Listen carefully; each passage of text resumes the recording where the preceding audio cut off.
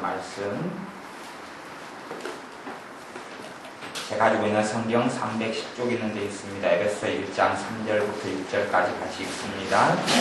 찬송하리로다. 하나님 곧 우리 주 예수 그리스도의 아버지께서 그리스도 안에서 하늘에 속한 모든 신령한 복으로 우리에게 복 주시되, 곧 창세전에 그리스도 안에서 우리를 택하사 우리로 사랑 안에서 그 앞에 거룩하고 흠이 없게 하시려고 그 기쁘신 뜻대로 우리를 예정하사 예수 그리스도로 말미암아 자기의 아들들이 되게 하셨으니, 이는 그의 사랑하시는 자 안에서 우리에게 거저 주시는 바 그의 은혜의 영광을 찬미하게 하려는 것이라. 아멘. 찬송하리로다. 하나님 곧 우리 주 예수 그리스도의 아버지께서 그리스도 안에서 하늘에 속한 모든 신령한 복으로 우리에게 복 주시되, 하나님께서 우리에게 모든 신령한 복으로 복을 주셨다고 이야기합니다. 그런데 하나님의 자녀들이 실상은 하나님의 주시는 모든 신령한 복으로 복을 주신 것을 누리고 살아가지 못하는 경우가 많습니다. 근데 그 가운데 하나는 우리의 믿음 없습니다. 또 하나의 중요한 이유가 있는데, 그 가운데 하나는 우리가 온전히 주님의 사랑을 받아들이지 않기 때문에 그렇기도 합니다. 우리가 주님의 사랑을 온전하게 덜 받아들이는 거죠. 주님의 사랑을 내가 온전하게 받아들이지 않습니다. 내가 내 삶에 담장을 쳐놓고 울타리를 쳐놓고 울타리를 넘어오는 것만, 울타리를 넘어오는 하나님의 사랑과 은혜와 복만 받아들이려 하고 내 스스로 울타리를 쳐놓는 경우가 많습니다. 특별히 사람이 양심적인 사람들일수록 양심적인 것은 굉장히 좋고 선한 것입니다. 신앙생활하는 가운데도 선한 양심을 가진 사람은 정말 귀합니다. 그런데 때로는 양심적인 사람이 하나님의 축복을 덜 받는 걸림돌이 되기도 합니다. 왜 그러냐 하면 양심적이기 때문에 자신의 삶과 실수와 자기의 어리석음을 그 사람이 스스로 자기를 자책하고 자기를 원망하고 자기를 짓밟기 때문에 그렇습니다. 우리가 사실은 주님의 말씀은 그렇습니다. 너희가 땅에서 무엇이든지 묶으면 하늘에서도 묶이고 땅에서 풀면 하늘에서도 풀린다 말씀합니다. 내가 하나님의 축복이 왜 내게 오지 않을까? 하나님의 평강이 내게 왜 오지 않을까를 생각하지 마시고 에베소 1장 3절 말씀대로 하나님께서는 찬송을 우리에게서 받으셔야 하는데, 그 이유는 예수님, 그리스도 예수님 안에서 하늘에 속한 모든 신령한 복으로 우리에게 복을 주셨다, 그렇게 과거로 이야기합니다. 여러분은 하나님께 모든 신령한 복으로 복을 받은 사람들입니다. 모든 복이 여러분 안에 임하여 있습니다. 왜 그렇게 제가 단정적으로 말씀을 드릴 수 있냐 하면, 모든 복이 되시는 분이 주님이시고 또한 그분의 거룩하신 영이신 성령 하나님이 여러분의 모든 복이 되십니다. 그런데 그 주님이 여러분 안에 들어와 계시니, 예수님을 구주로 믿는 사람들 안에 들어와 계시니, 사실은 모든 복이 하늘에 있는 것이 아니라 여러분 속에 들어와 있는 것입니다. 어떤 면에서는 은사도 그렇습니다. 당연히 은사가 내 것인 은사는 없지만, 은사도 사실은 은사의 주장자인, 은사를 나누어 주시고 수여하시는 성령 하나님이 내 안에 임하여 계시기 때문에 내게 은사가 다 있는 게 아니라 이미 내 안에는 모든 은사가 들어와 있기도 합니다. 왜요? 주님이 들어와 계시기 때문에 그렇습니다. 멀리 하늘에서 어떤 복이 내리기보다 그 복이 여러분 안에 계신 그리스도에게서 발원하고 그 복이 흘러나옵니다. 주님께서 여러분을 저주하시려고 여러분 안에, 여러분 삶 가운데, 여러분의 영혼 속에 임하셨겠습니까? 아니면 축복하시려고 임하셨겠습니까? 갈라디아서 말씀에 의하면 주님께서 십자가에서 나를 위한 저주를 다 감당해 주셨다고 말씀합니다. 그런데 왜 하나님의 온전한 축복과 은혜를 우리가 못 누려야 합니까? 그 가운데 가장 중요한 이유는 내가 나를 축복하지 않기 때문에 그렇습니다. 여러분이 스스로 여러분을 한탄하고 여러분을 저주하고 여러분을 미워하고 싫어하고 그러기 때문에 그렇습니다. 주중에 기도회 때 두 번의 말씀을 자기 저주와 축복, 자기 축복과 저주에 대해서 말씀을 나누었는데 갑자기 다시 이 말씀을 전하라는 감동인 것 같아서 다시 준비한 말씀이 아니라 이 말씀으로 다시 돌아갑니다. 근데 우리의 삶 속에 내 자신이 나를 축복하지 않는 것이 굉장한 문제를 일으킵니다. 내가 묶어놔버리는 겁니다. 여러분은 하나님의 복을 받을 자격이 있는 사람들입니다. 왜냐하면 자격은 여러분이 만드는 것이 아니기 때문에 그렇습니다. 주님께서 여러분을 위하여 물을 쏟으셨고 여러분을 위하여 피를 쏟으셨고 여러분을 위하여 모든 걸 쏟으셨으며 주님께서 죽으실 때 하신 말씀이 다 이루었다고 말씀하셨습니다. 내가 영원한 삶을 살고 내가 주님의 은혜와 축복된 삶을 살기 위하여 주님께서 하셔야 될 일은 다 하신 겁니다.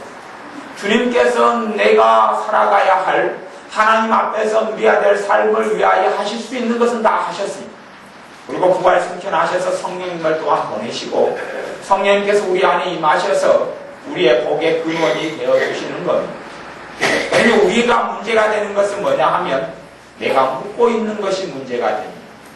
내가 스스로 하나님의 은혜를 거부하는 것이 문제가 됩니다. 내가 스스로 나를 질책하고 나를 원망하는 것이 문제가 됩니다. 제가 이 주에 가운데 몇 시간을 들여서 자꾸만 어떤 시험을 했습니다. 어떤 시도를 했냐면 제 머리끝부터 발끝까지 계속하여 축복 기도를 하는 시간들을 좀 보내었습니다. 예수님의 이름으로 머리끝부터 발끝까지 내가 축복합니다. 예수님의 이름으로 내 머리를 축복합니다. 예수님의 이름으로 내 눈을 축복합니다. 왜냐하면 주님께서 어린아이를 축복하시듯이 당연히 여러분을 축복하셨기 때문에 그렇고 또한 여러분을 축복하시기 때문에 그렇습니다. 어떠한 부모가 자기의 자식을 저주하는 경우가 있겠습니까? 주님께서 여러분을 위하여 십자가에 죽으신 주님께서 여러분을 축복하십니다. 제가 주일날 말씀을 마치고 함께 기도하는 시간을 좀 가질 때 되면 제가 하는 기도의 중심된 것은 하나입니다. 예수님의 이름으로 축복합니다 하고 계속 돌아다닙니다. 예수님의 이름으로 축복합니다 하고 돌아다닙니다. 왜냐하면 그것이 진실이고 사실이기 때문에 그렇습니다.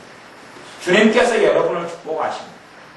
그래서 성경의 구약성경부터 신약성경에 이르기까지 계속하여 반복되는 말씀 중에 하나가 뭐냐 하면 하나님께서 아브라함에게 어느 날 말씀하십니다.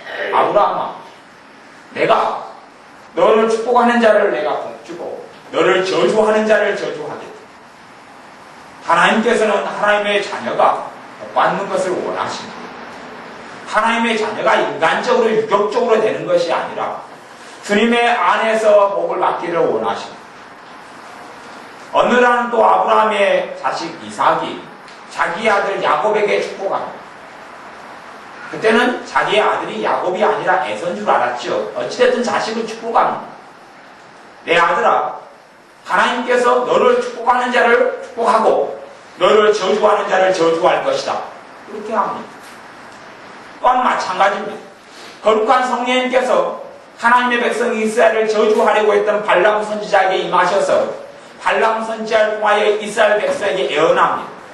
민수기에 예언하는 말씀을 보면 그렇게 예언합니다.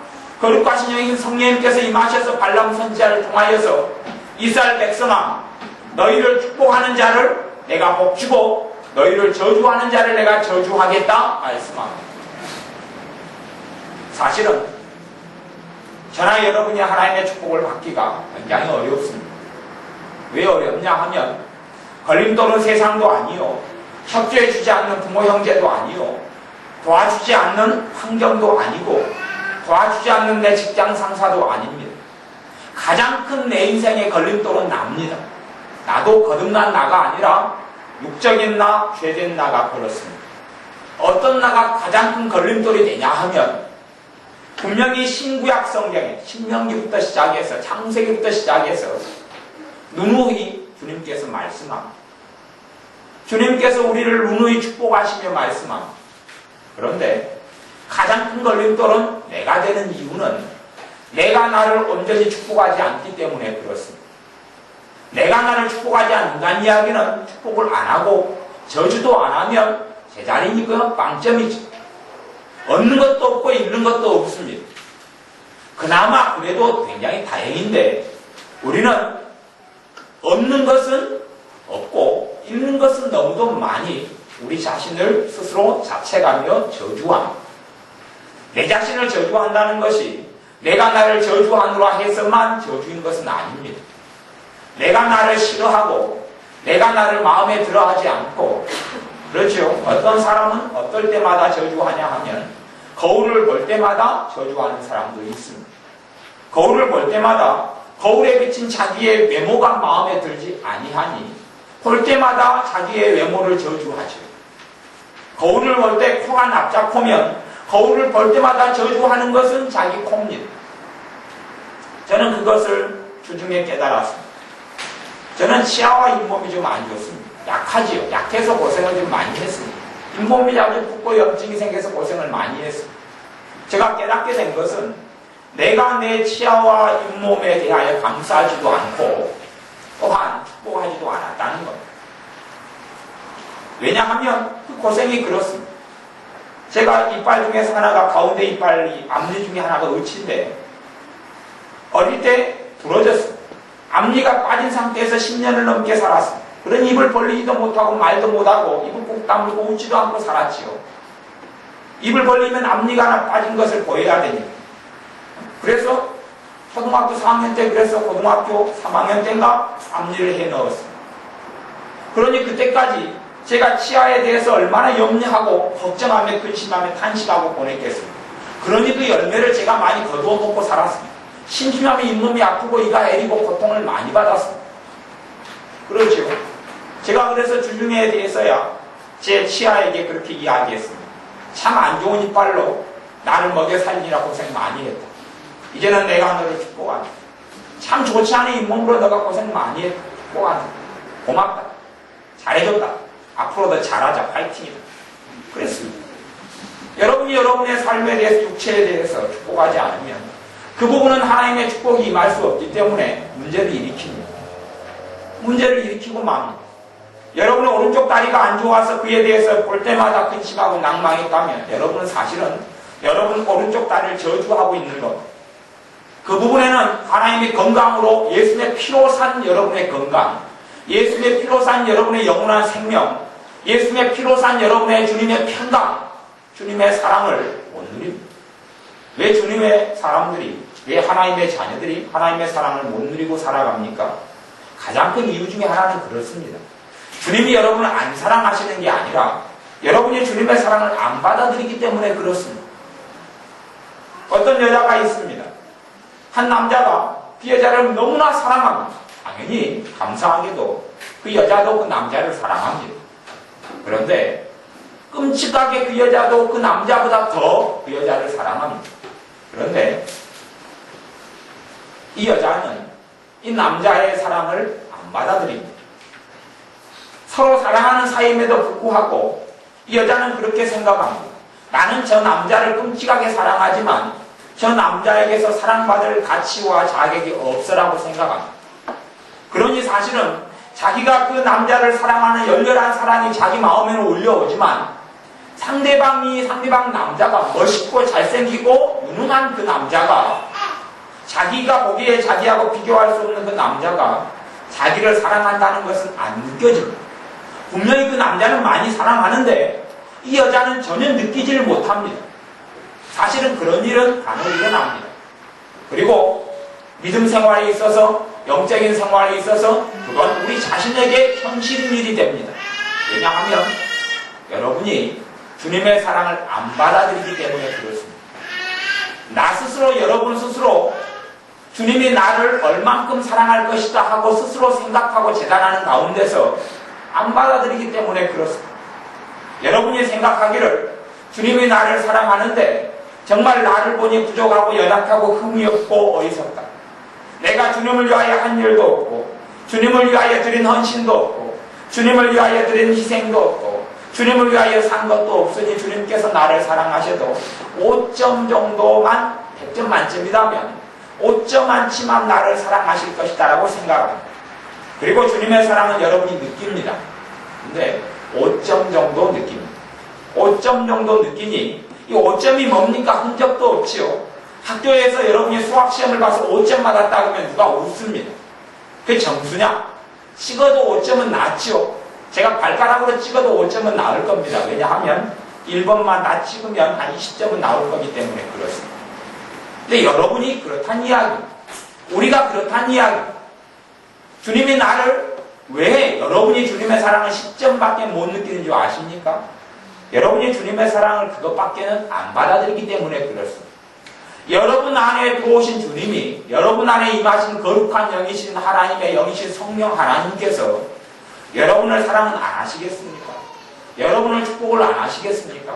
근데 왜 주님이 나를 사랑하는 게 내 심장 속에 사랑하는 그 심장의 사랑의 고동소리가 안 들립니까? 내가 그에 대해서 10점 안치밖에는 안 받아들이기 때문에 그렇습니다. 단 10점 안치만 주님이 나를 사랑할 걸로 생각하기 때문에 그거밖에는 느껴지지 않습니다. 그러면서 우리는 주님의 사랑을 더 많이 구합니다. 주님 나를 더 많이 사랑해 주십시오. 주님의 사랑이 느껴지지 않습니다. 주님의 그 놀라운 사랑이 느껴지지 않습니다. 주님의 사랑이 80점이 느껴지게 해주시고 80점이 체험되게 해주십시오. 기도합니다. 그런데 문제는 주님이 아닙니다. 문제는 나지요. 그래서 너가 땅에서 묻고 땅에서 풀면 하늘에서 묶이고 하늘에서 풀리리라고 이야기합니다. 하늘 창고는 이미 열렸습니다. 이른 비와 늦은 비의 때를 기다리는 것이 아니라 하나님의 은혜의 이른 비와 늦은 비의 때가 지금입니다. 그러니 로마서 말씀에도 보나 지금은 은혜 받을 만한 때라고 말씀하는 겁니다. 지금이 하나님의 은혜의 때가 도래했다는 겁니다. 예수님 때문에 지금의 기쁨의 해, 해방의 해가 도래한 겁니다. 희년이 도래한 겁니다. 예전에 그랬습니다. 과거의 이스라엘 백성에게는 50년마다 한 번씩 희년이 돌아왔습니다. 희년은 기쁨의 해라는 뜻입니다. 해방의 해라는 뜻입니다. 희년이 50년 만에 한 번 돌아왔는데 희년에는 그런 일이 생깁니다. 사람들이 빚쟁이가 되었습니다. 그리고 자기 고향도 등지고 땅도 팔고 집도 팔고 가족은 뿔뿔이 고아원으로 어떤 파출부로 아내는 파출부로 자기는 노숙자로 아이들은 고아원으로 다 흩어졌습니다. 부모님은 양로원으로 다 흩어졌습니다.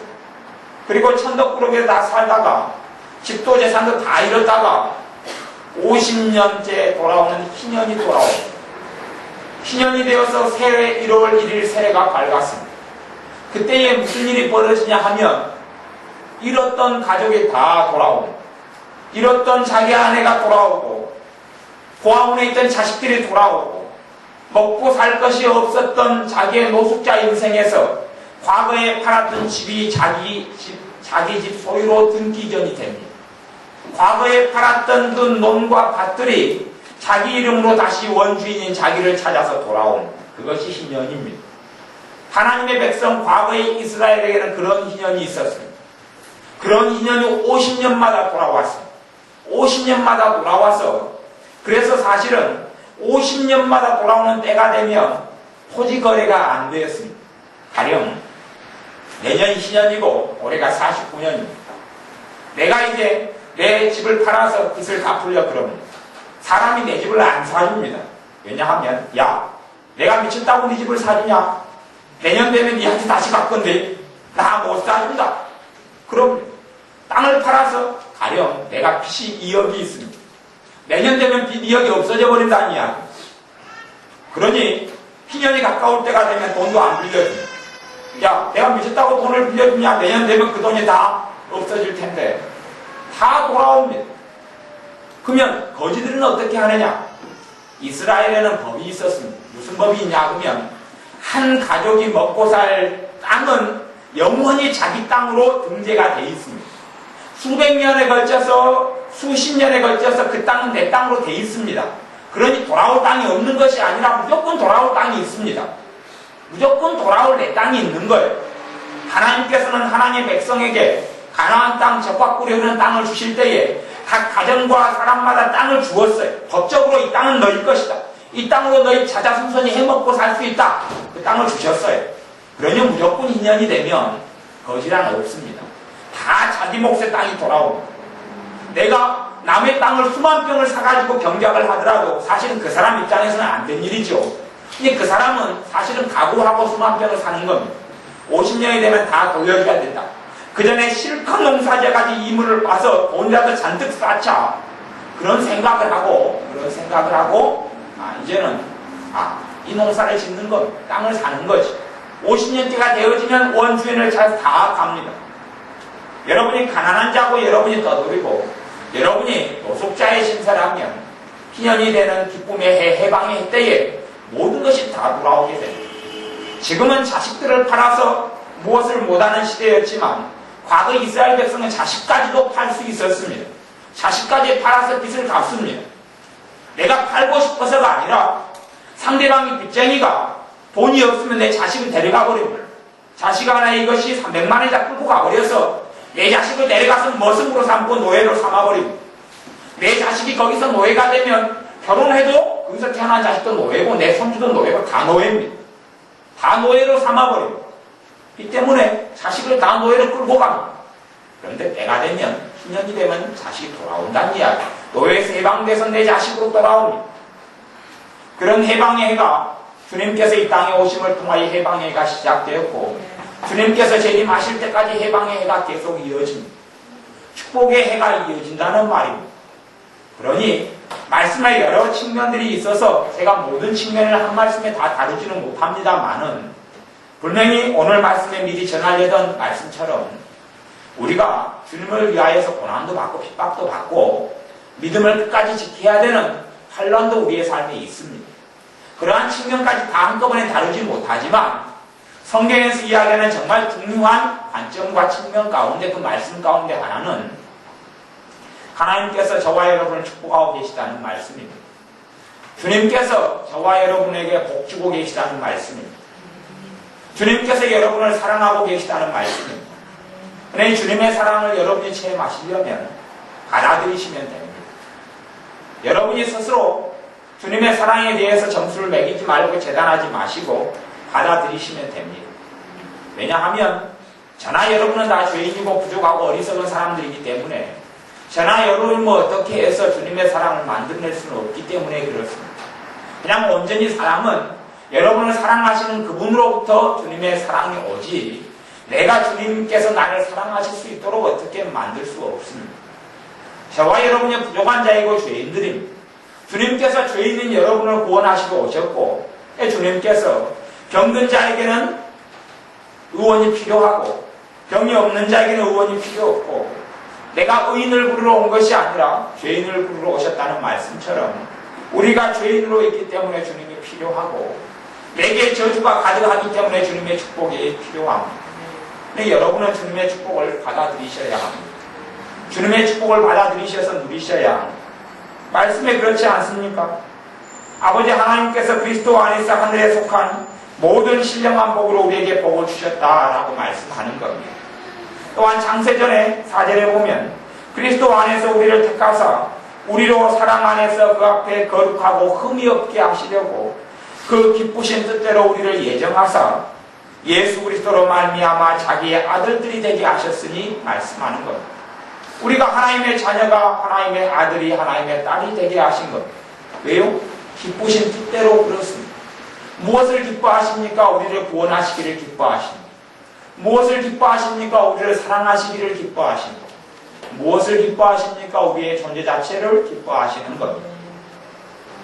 우리의 삶 가운데 지금까지 내가 나에 대해서 묶어놓았던 저주들을 풀어야 합니다. 어떤 사람은 아마 그랬을 수 있습니다. 어린 시절에 어쩌다가 공부를 못했습니다. 그랬더니 학교 아이들이 나를 왕따를 시켰습니다. 어쩌다가 내가 10점을 받았습니다. 그랬더니 아이들이 공부 못한다고 놀려댔습니다. 미련하다고 바보다고 멍청이라고 놀려댔습니다. 그 놀림과 그 저주를, 그 저주 중에 하나입니다만은, 그 놀림과 저주를 내가 다 수용하고 받아들이면 그때부터 내 지혜는 움직이지 않습니다. 왜냐하면 저주한 아이들이 문제가 아니라 저주를 받아들인 내가 문제이기 때문에 내 지능이 움직이지를 않습니다.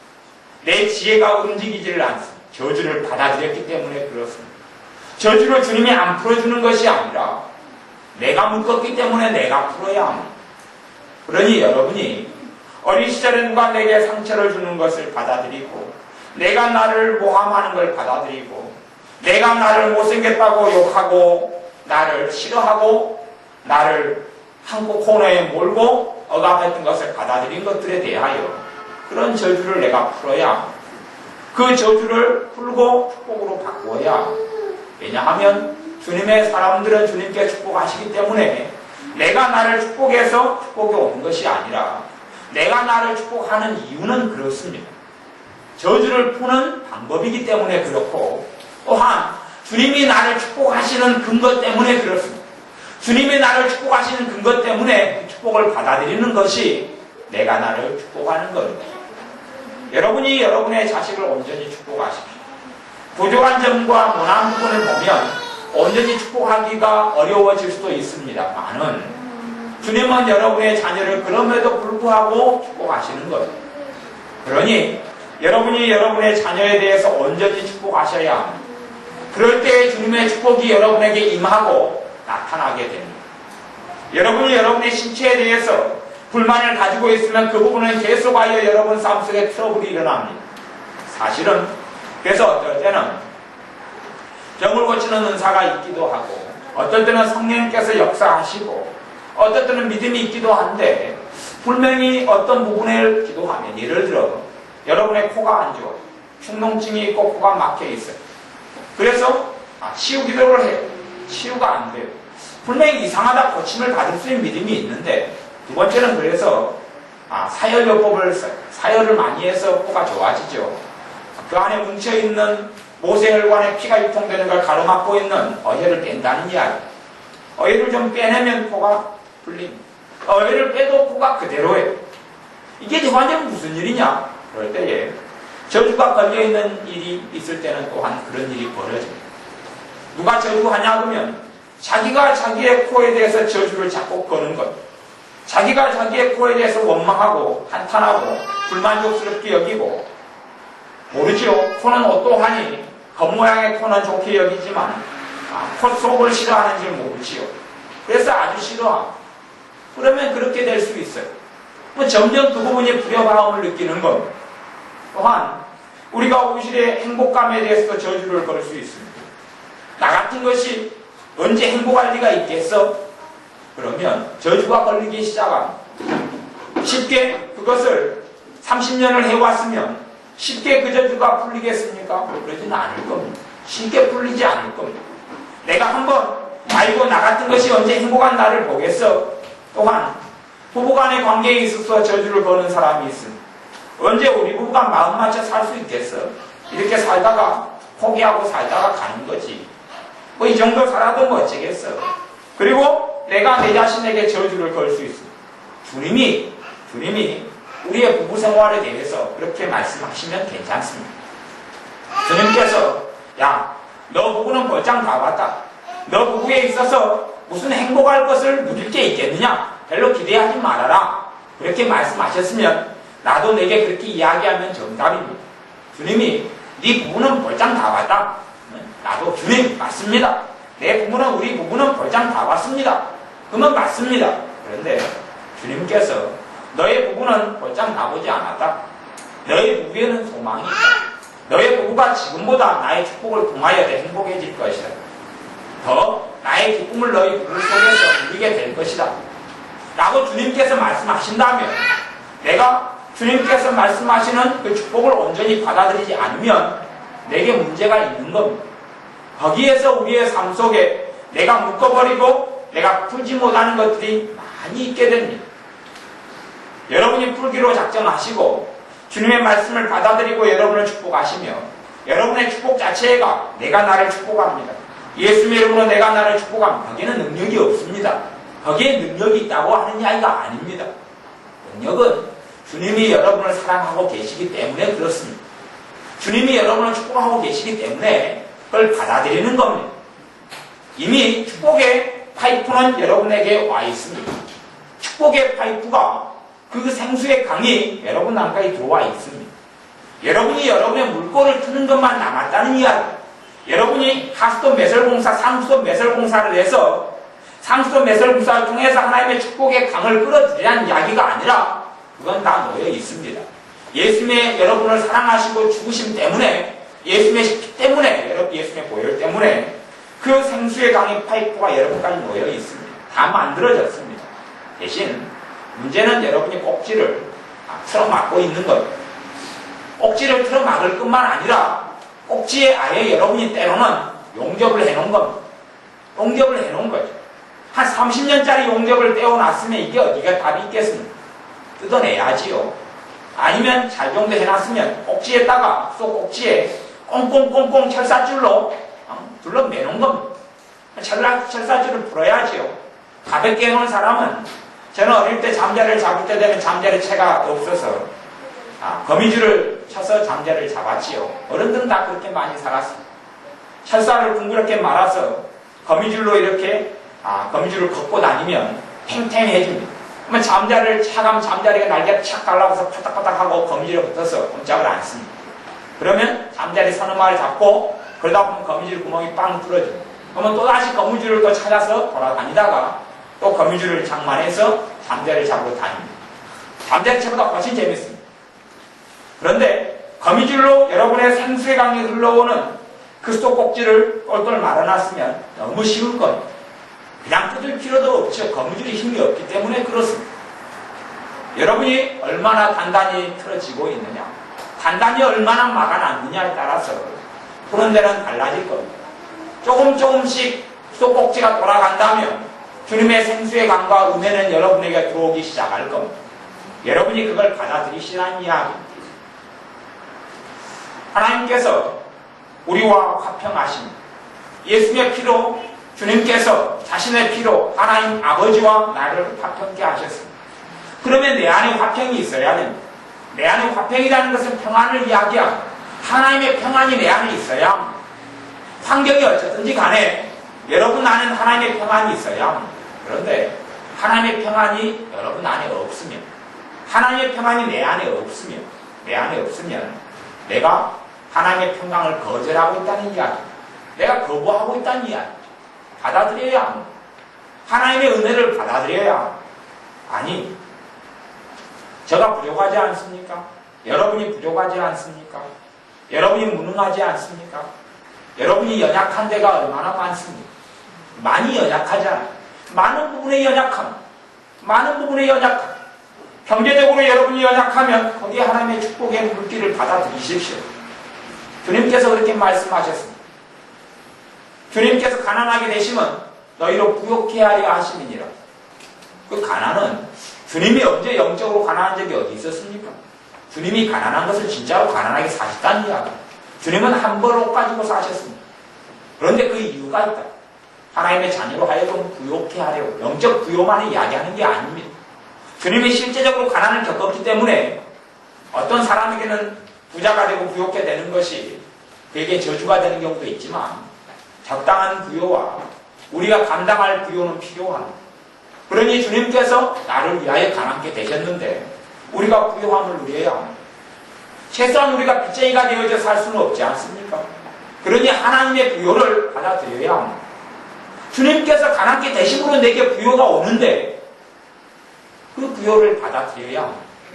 그 부요의 샘물을 받아들여야 합니다.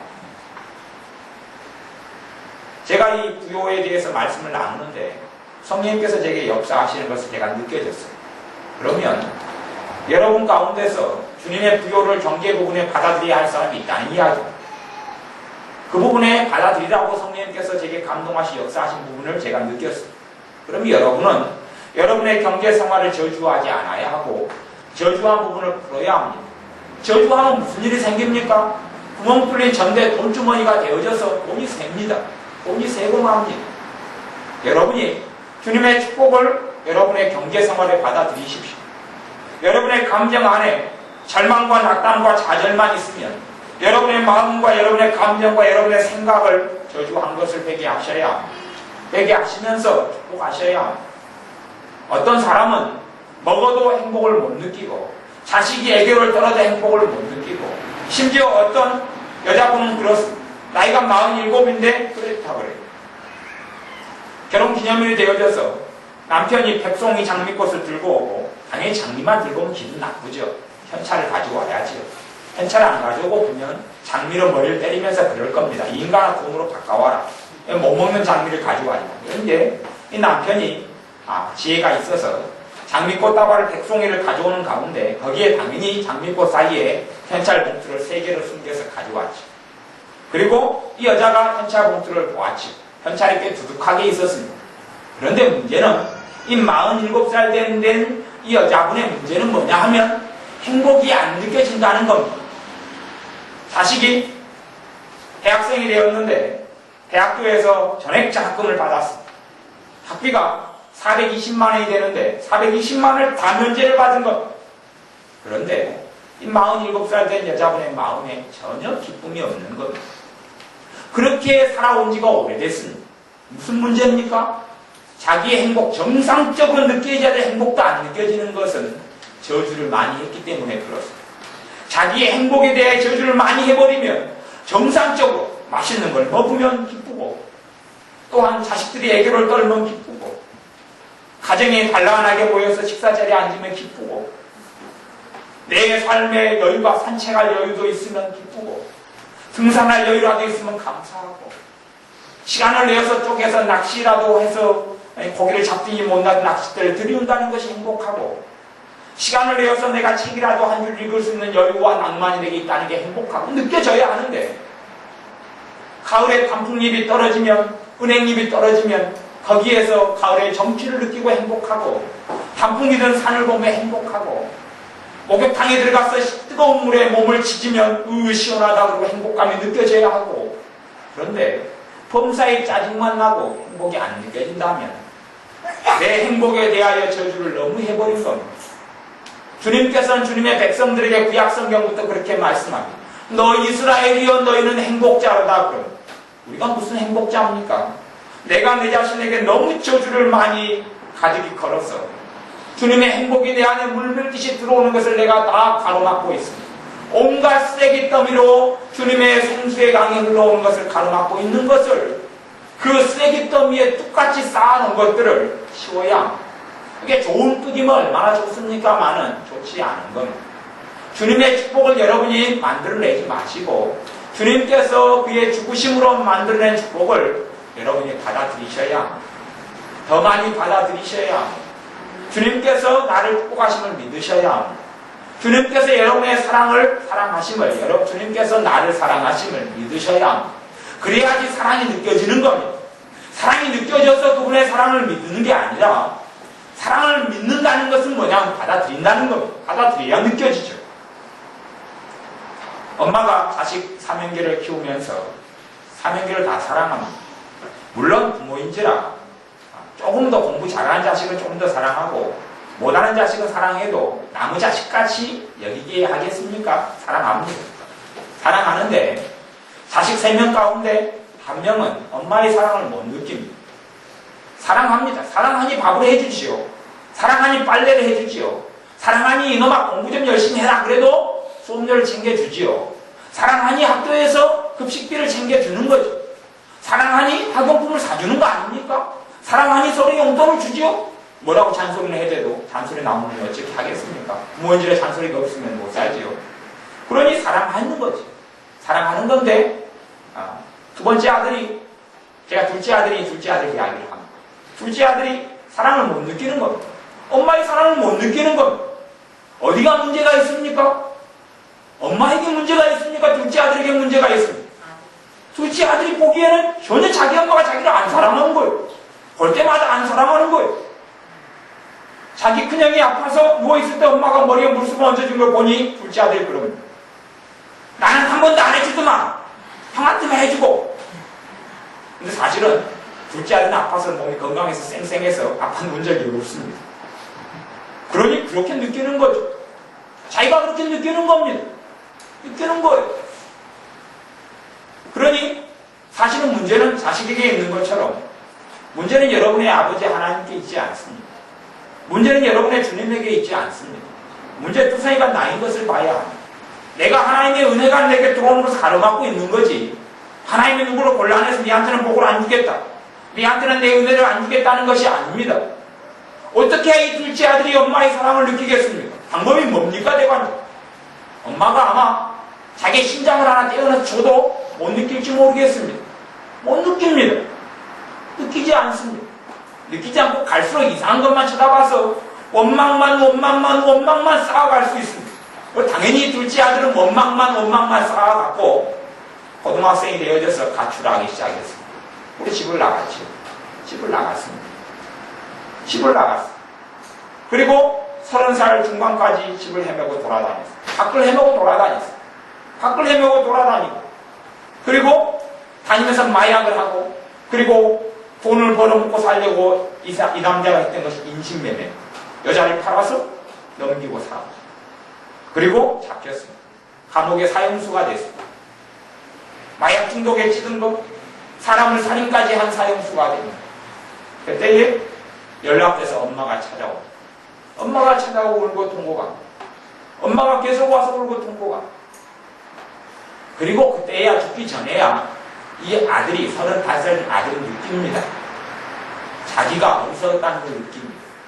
때는 지나고 늦었고 후회가 되지만 엄마의 사랑이 진짜 사랑이라는 것을 느낍니다. 자기가 착각했다는 것을 압니다. 그때야 깨닫습니다. 철부지적의 것입니다. 사실은 제가 여러분이 지금 언어에 대해서 이성을 가지고 있고 지혜가 있는 여러분을 이야기하는 것이 아닙니다. 사실은 여러분이 주님을 믿기 전부터 자기를 저주하는 것이 시작되어 왔습니다.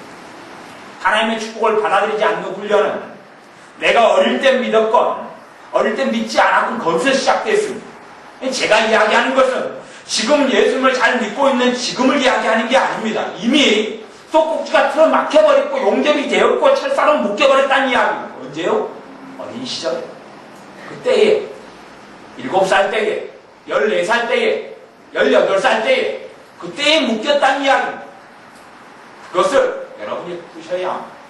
어릴 때부터 여러분을 저주해왔고 탄식해왔고 자기 자신에 대해 서러워해왔고 한 번쯤 이제는 한풍이 떨어질 때가 되면 건너방에 건너가서 자기의 심티한 판을 해마다 철마다 한 번씩 하면서 우는 연례 행사도 이제는 이 저주의 일환인데 그런 연례 행사도 이제는 그쳐야 합니다. 자기를 향해서 보면서 울면서 그 카타르시스를 해소하는 이상한 여자들이 있습니다. 해소 끝내야 합니다. 그런 게 취하지 않아요. 내가 작년에 서러움을 당했고 시작년에 서러움을 당했는데 어찌 살고 그런 카타르시스를 느끼지 마십시오. 정리하셔야 합니다. 그리고 자신에 대해서 축복하고 주님의 축복을 받아들이셔야 합니다. 그래서 여러분의 삶 속에 주님이 정말 나를 사랑하시는 걸 느끼셔서 체험하셔야 합니다. 주님이 정말 나를 축복하시는 거예요. 나를 이렇게 복된 인생으로 이끌기 위하여 주님이 나를 위해 죽으셨고 나를 구원하셨고 나를 하나님의 자녀 삼으셨구나 느끼고 체험하시는 여러분이 되시길 바랍니다. 기도하겠습니다. 아버지 하나님, 우리는 주님의 사랑이 어디 있느냐 하지만 주님의 사랑의 십자가가 섰으며 주님의 영원하신 피가 땅에 떨어졌을 우리가 아오니 주님께서 우리를 사랑하심을 믿음으로 받아들입니다. 이제는 주님의 사랑을 찾는 사람이 아니라 주님의 사랑을 받아들이고 믿는 자녀들이 되게 하여 주옵소서.